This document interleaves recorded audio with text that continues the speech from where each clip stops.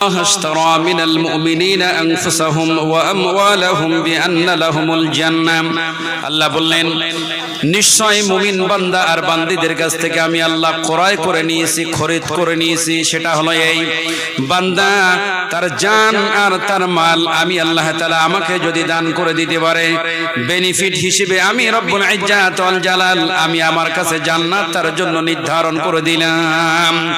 বিশ্বনবী তিনি বললেন আল্লাহুম্মা মারযুক শাহাদাতান ফি সাবিলিক ওয়াজআল মাউতি ফি বালাদি রাসূলিক। বিশ্বনবী তিনি বলেছেন, হাদিসটি বুখারী মুসলিমের ভিতরে এসেছে, হযরত ওমর আল্লাহ তাআলার কাছে দোয়া করতেন, আল্লাহ তাআলা তুমি আমার শহীদে মরণ দাও, রাসূলের শহরে তুমি আমার মরণ দান করে দিও।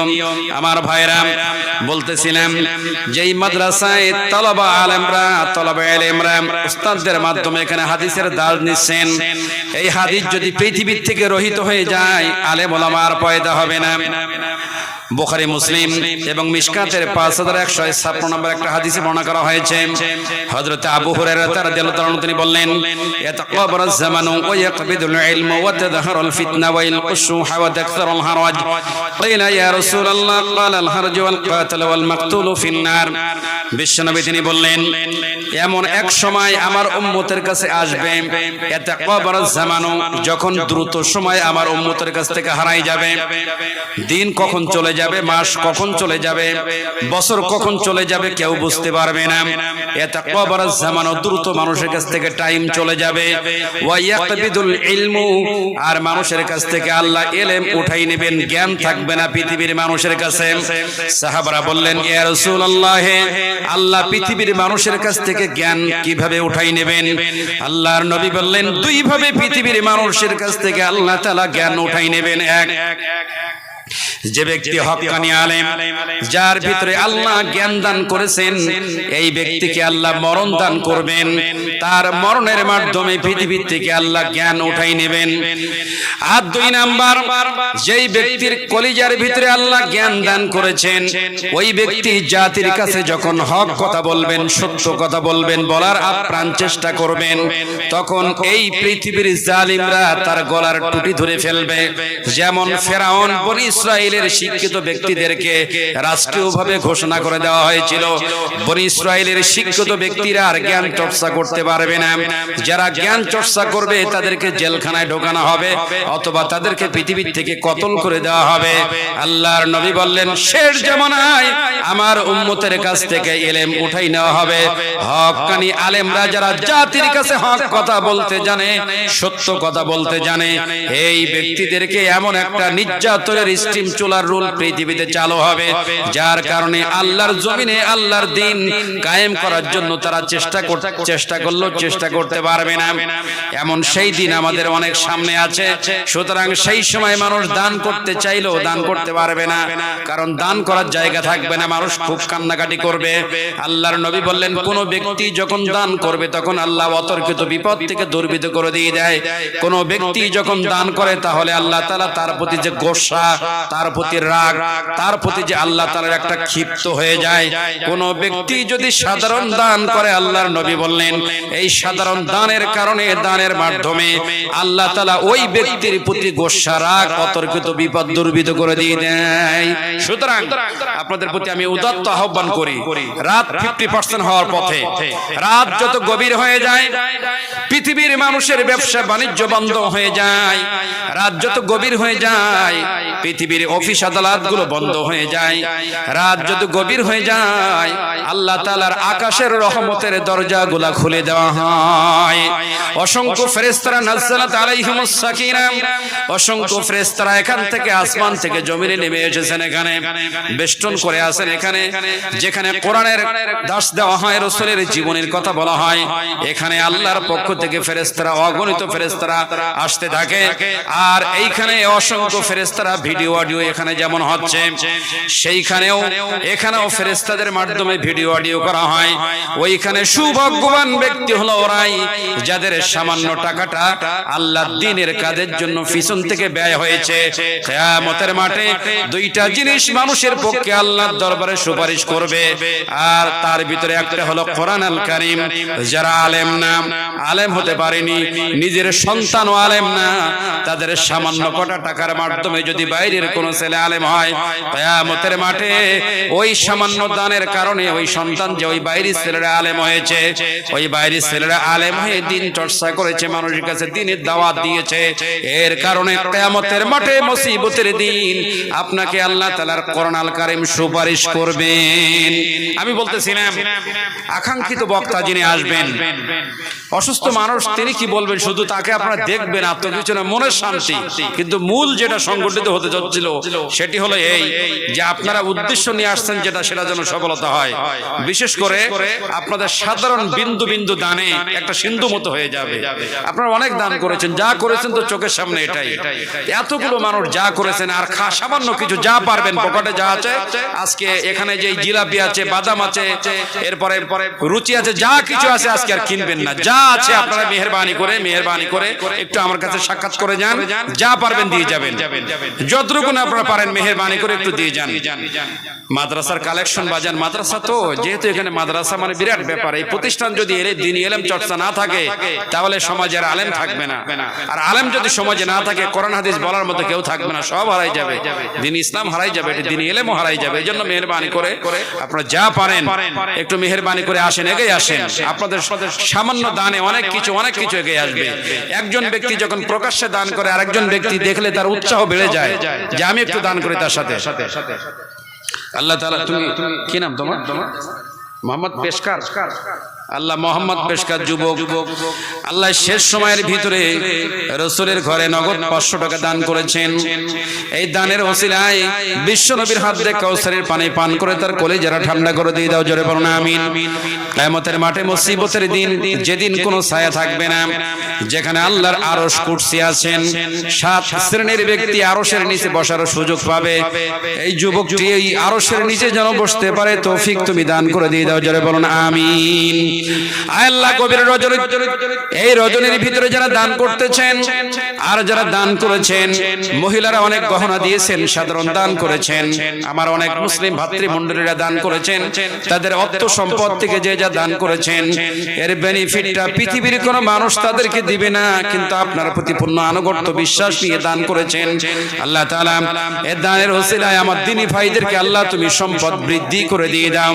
তাদের বাড়িতে যে সন্তানাদি রয়েছে, দোকানের তরফ থেকে আসলো 2000 টাকা, দোকানের ভিতর থেকে যে দোকানদাররা দোকান দিয়েছেন, দোকানদাররা দিয়েছে, এর আগে দিয়েছে আবার নেক্সট লাস্টে 2000 টাকা নগদ দোকানদারের মধ্যে হতে মাদ্রাসার জন্য এসেছে। আলহামদুলিল্লাহ সুম্মা আলহামদুলিল্লাহ।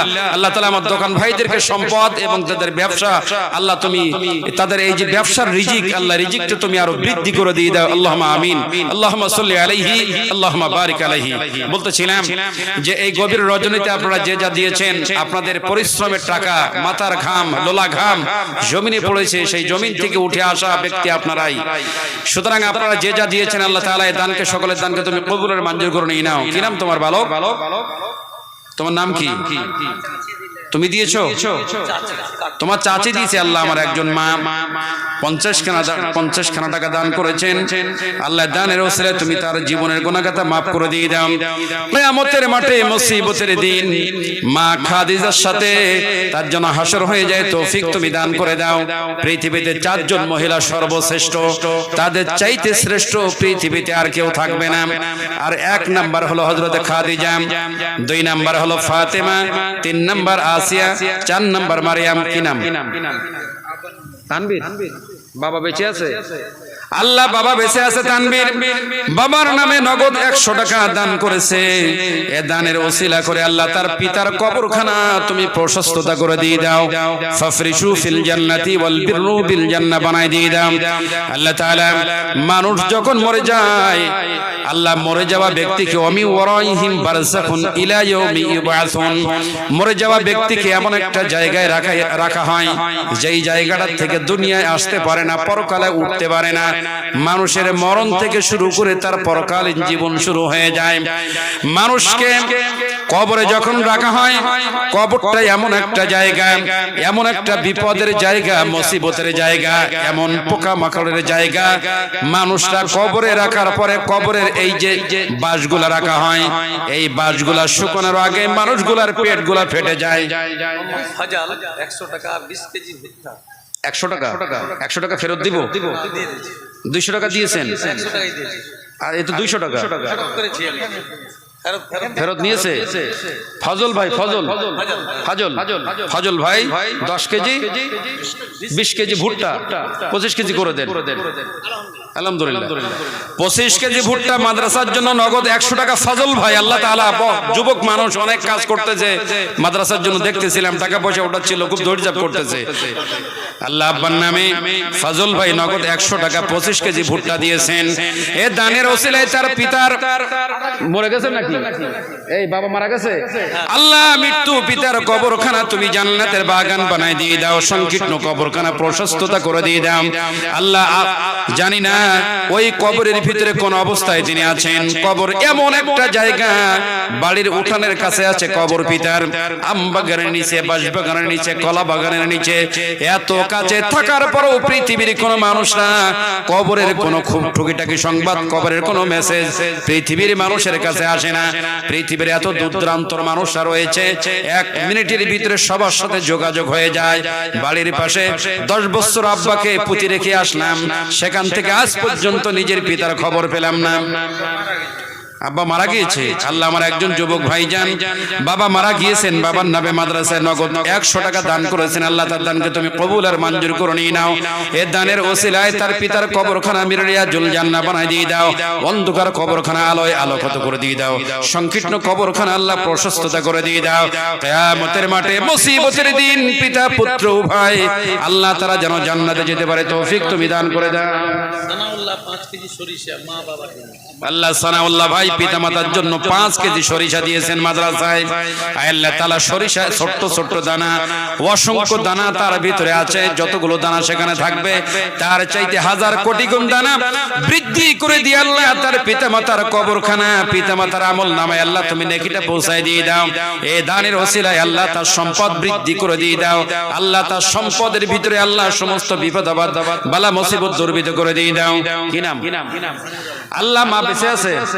আল্লাহ মা মরে গিয়েছে। ওয়াহানান আলা ওয়াহান, একজন মা পৃথিবীতে যখন আসে যুদ্ধের মধ্যে রক্ত রঞ্জিত হয়ে যায়, বাবার নামে মারা গিয়েছে। আল্লাহ যুবক ভাই আসছে 200 টাকা দিতে, মা বাবা মারা গিয়েছেন। আল্লাহ তার বাবার কবরখানা মিরাজুল জান্নাহ বানাই দিয়ে দাও। আর ওই যুবকটি 100 টাকা মায়ের নামে দিয়েছেন।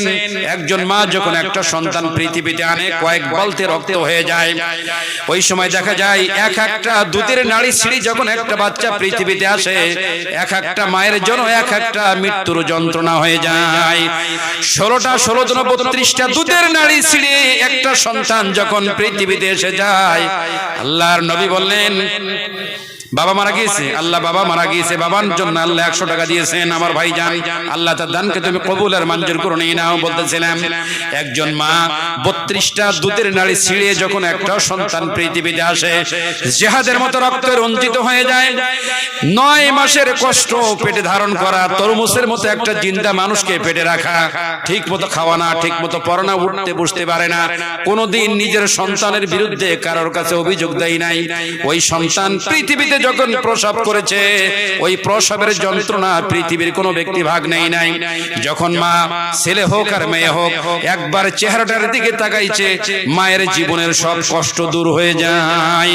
ওই মায়ের নামে গভীর রজনীতে আমার যে যুবক ভাইগুলো দান করেছে, আর বাবার নামে যারা দান করেছে, আল্লাহ পৃথিবীতে পিতামাতা হারাই যারা এতিম হয়ে গেল, জন দুঃখিনী হয়ে গেল, আল্লাহ রসুলের এই মাদ্রাসাতে যারা দান করেছে পিতামাতার জন্য, হে দানের ওসিলায় আমি গুনাহগার, তার পিতামাতার জন্য অন্তরস্থল থেকে দোয়া করে আল্লাহ তাআলা তার পিতামাতার কবরখানা আমির রিয়াজুল জান্নাহ বানায় দিয়ে দাও, জোরে বলুন আমিন। আল্লাহ সম্পদ থেকে কেউ দিয়েছেন আল্লাহ ভুট্টা, কেউ দিয়েছেন সরিষা, আল্লাহ যে যা দান করেছেন সকলের দানকে তুমি কবুল আর মঞ্জুর করে নিয়ে নাও, মনের ইচ্ছা পূরণ করে দিয়ে দাও। আল্লাহ গোপন প্রকাশ্যে যত পাপ করেছে সমস্ত পাপকে তুমি দুর্বৃত করে দিয়ে দাও, জোরে বলুন আমিন। উকিল নাম 500 টাকা দিল, উকিল 300 টাকা ফোন পে মারলো। মোট 500 টাকা, 300 টাকা ফোন পে মেরে দিয়েছো আর 200 টাকা নগদ। পিতামাতা বেঁচে আছে, মা মারা গেছে, আল্লাহ তাআলা মা মারা গিয়েছে, মায়ের নামে নগদ 500 টাকা মাদ্রাসায় দান করেছে, আল্লাহ তার দানকে তুমি কবুল আর মঞ্জুর করে নিয়ে নাও, জোরে বলুন আমিন। আয় আল্লাহ দানের ওসিলায় মনের ইচ্ছা পূরণ করে দিয়ে দাও, সম্পদ বৃদ্ধি করে দিয়ে দাও, আল্লাহ তাআলা দানের ওসিলায় তার জীবনের তামাম গুনাহ মাফ করে দিয়ে দাও, জোরে বলুন আমিন। আমার প্রিয় ভাইরা, আপনাদের আরে আপনারা এভাবে ছুটে আসছেন কেন? বসেন, আরে বসেন না, আপনারা বসেন, ওখানে বসেন, শৃঙ্খলাবদ্ধ রাখেন, মেহেরবানি করে বসেন। উনি আপনাদের কাছে এসেছেন, দেখতে পারবেন, এখানেই বসবেন, আপনারা এখানেই বসে দেখবেন, ওখানে বসেন, ওখানে বসেন, আরে বসেন না, আপনারা বসেন। বলতেছিলাম আপনারা মেহেরবানি করে যদি এই বিশৃঙ্খল করেন, খুব খারাপ দেখা যাচ্ছে। ইনি তো আপনাদের অপরিচিত কেউ নয়, আপনারই মানুষ, আপনাদের এলাকারই মানুষ, পাশাপাশি হরিশ্চন্দ্রপুরের মানুষ তিনি এসেছেন, আপনারা তো দেখতে পারবেন। আপনারা যতক্ষণ চাইবেন ততক্ষণ দেখতে পারবেন। একটু মেহেরবানি করে বসেন। সুদীর্ঘ রাত, এত গভীর রাত পর্যন্ত আপনারা জেগে জেগে এখানে বসে আছেন, ওনাকে আপনারা দেখবেন। ওনার জন্য অন্তর থেকে সকলেই দোয়া করেছিলেন, ওনার জন্য দোয়া করেছেন, আল্লাহ তাআলা ওনাকে সুস্থতা অনেকটা করেছেন, আল্লাহ তাআলা আরো সুস্থতা দান করুন। মা বাবার নামে আমার একজন বাজান দাড়ি পেকা মুরব্বী 100 টাকা দিয়েছেন।